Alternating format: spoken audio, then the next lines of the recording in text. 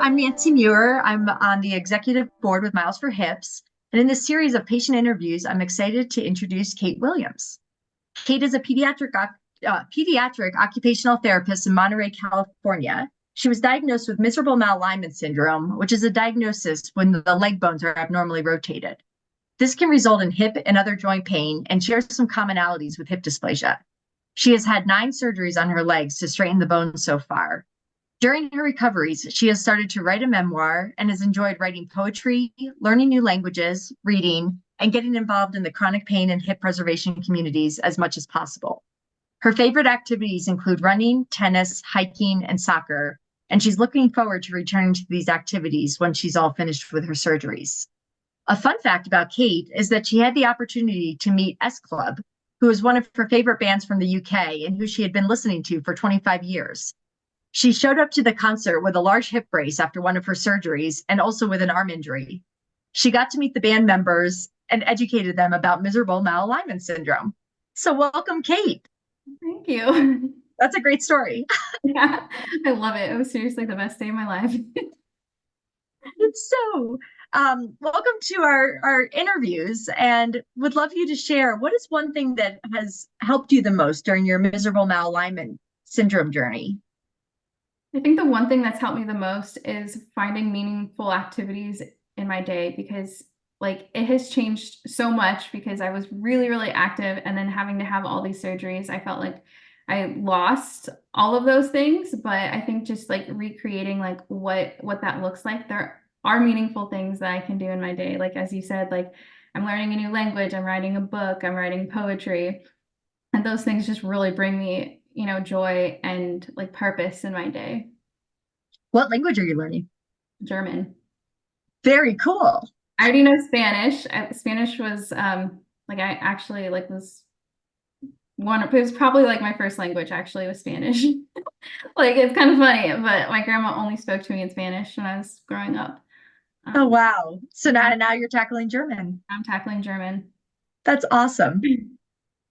But I think that's a great point, though, is that a lot of times people who are facing complex orthopedic surgeries and chronic pain, it's really hard. I mean, when I look at the activities that you love, it's tennis, it's hiking, it's soccer, it's running, it's these really, really physically active things. It's easy to lose your identity It is. or feel like you're losing your identity. Definitely went And through that.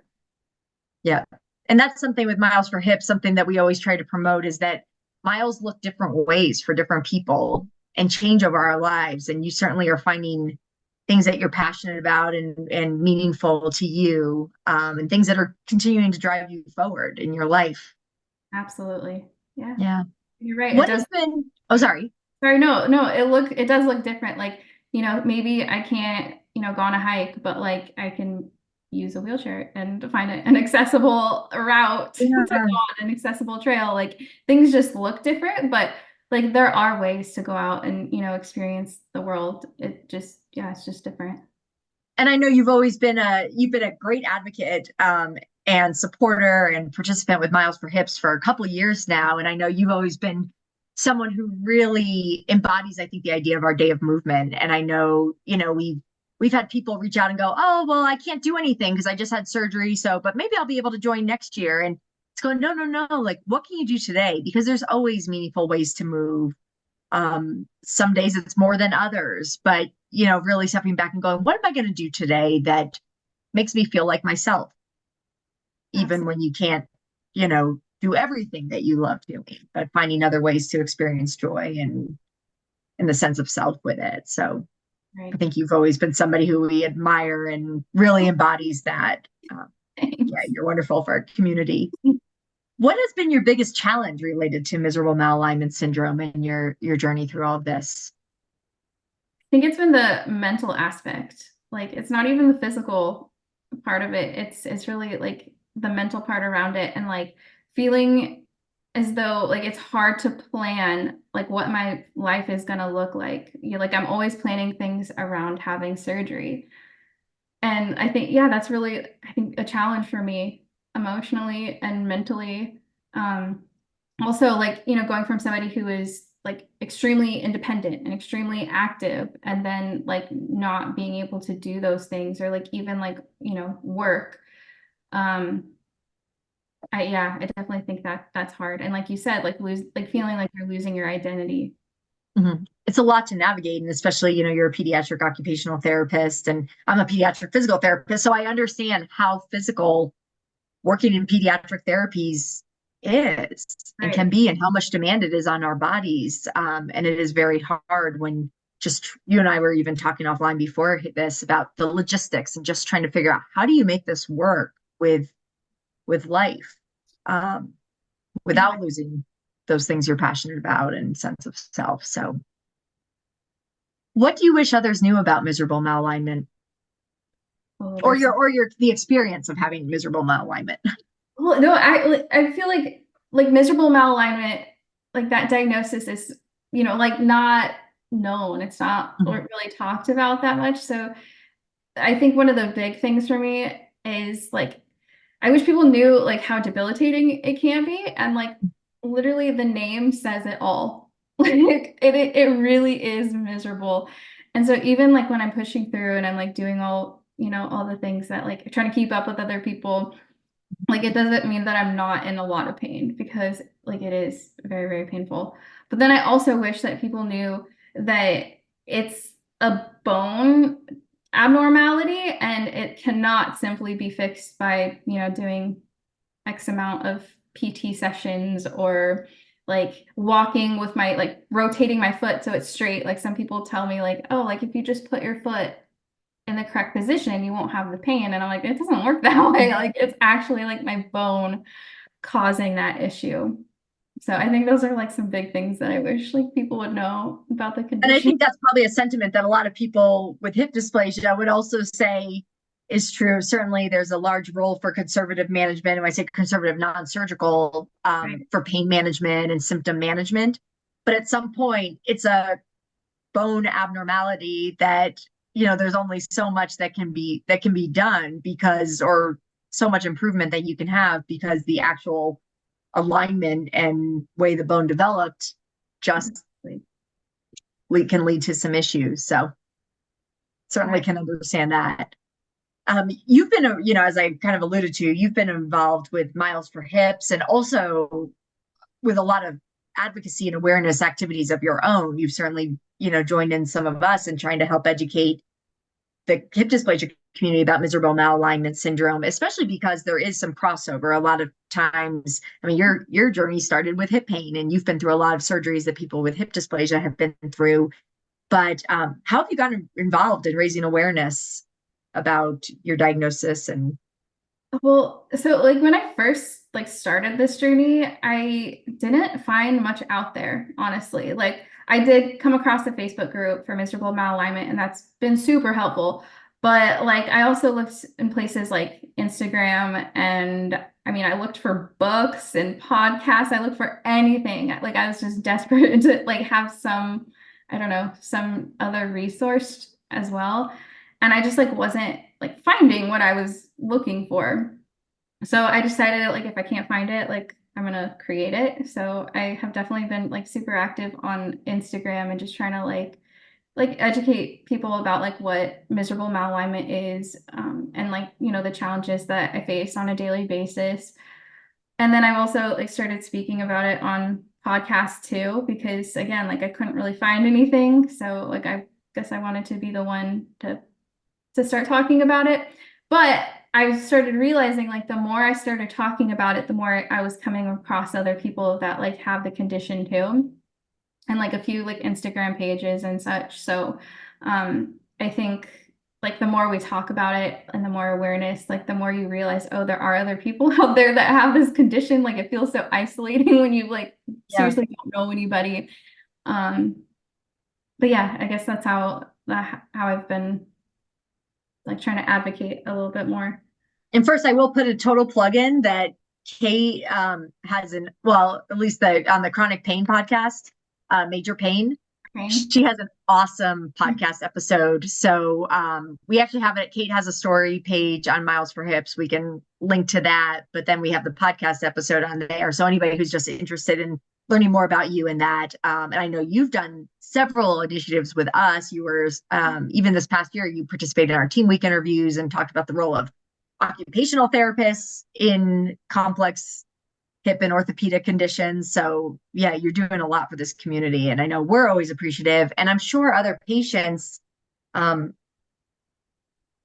are really appreciative to find you as well. Because like you said, and this is something I think I hear this sentiment a lot in the hip dysplasia community, that people feel really good when they find a patient community, because it is very easy. I know when I was diagnosed with hip dysplasia, as an adult, I knew about it in kids and dogs, And that, dogs. but, right. But I had never knew another adult who had it, and finding a patient community and other peers who I could connect with was really important for me in my journey along the way, and not feeling isolated and alone. And sometimes, you have symptoms and you can't figure them out. And I bet with miserable malalignment, people might come across you and go, wow, your story, this is something that maybe this is what I'm dealing with. Because a lot of healthcare professionals and surgeons and non-specialists are not familiar with it. Physical therapists are not necessarily familiar with it. So I also think like another reason I really want to talk more about it is because I didn't realize that I had leg pain that was abnormal until I was an adult. Like I seriously went like through my entire life like thinking, oh, it's just normal. Like, yeah, and so, it might, talking about it might cause somebody to stop and think like, oh wait, like I have that pain and maybe I do have something, that's going on. yeah. And finally, I have to ask you this last question, because you had brought it up and I think it's such a great question, but would love to have you tell us about a positive interaction with your surgeon or another healthcare professional. I know you've seen many along your journey. My surgeon is amazing, first of all. I mean, I've had so many really good interactions with him, but I think the one that stands out to me the most was when I was going in for my pre-op for my left femoral osteotomy. And I had already had multiple osteotomies before. Like I knew the drill, but like we were sitting there and he asked me, how are you feeling? And like I just kind of rattled off like all of my physical symptoms, and like he literally just asked me about my physical symptoms. We'd already gone over it. And Yeah. then he was like, no, like how are you feeling emotionally? And Mm. I was just like I don't think I've ever been asked that by a health professional before. Like, Yeah. or at least by like a surgeon, I hadn't like that was new to me. So I was just kind of like, oh. And he realized that, like the physical part isn't necessarily the only part or the hardest part of the surgery. Like it's like the mental aspect, like we talked about as well, and Yeah. emotionally, like it really does take a toll on you. So I was very appreciative that he asked me how I was feeling emotionally, because I was going into my ninth surgery and I felt like it was really taking a toll on me. And like even though I had been through it multiple times, it wasn't getting any easier. So I'm really thankful that he asked me that, and like, he does, like he checks on me emotionally now as well. Yeah. That's wonderful. And I think, I don't know how many surgeons or other care team members find our page and get to hear these interviews, but I think those are really powerful reminders and messages. And, for him to ask that question doesn't add 20 minutes to your appointment. It maybe adds 30 seconds or a minute to your appointment. And it's something that, like, here you are sitting here going, I still remember that question and how much that meant to me, just to have them recognize that I'm more than just an orthopedic surgery patient sitting Exactly. here who's going to operate. Like, I'm a person. This is my life, which is something that I know as a patient, I've felt a disconnect sometimes with surgeons. Is, they'll recommend something. I'm going, but how does that work with, like, this is my life. If this doesn't go right, or if, you know, we have to do multiple of these, like, this is my life. This is not just an orthopedic surgery case, and I think having that connection is really important. So that's a wonderful story. I definitely, yeah, that's something that like I actually have written about, that like Yeah. I'm more than just a joint, like a hip joint, Yeah. or more than a leg. Like there's so much to the patient, you know, like to the person. And yeah, any kind of like interaction like that where you're not only like you're like another thing is my surgeon is very like my goals are like now his goals too. Mhm. And like I love that Yeah. he's going into these surgeries thinking, okay, like I want this person to be able to run again and do the things that she loves to do. And like that has made a world of a difference like in my recovery.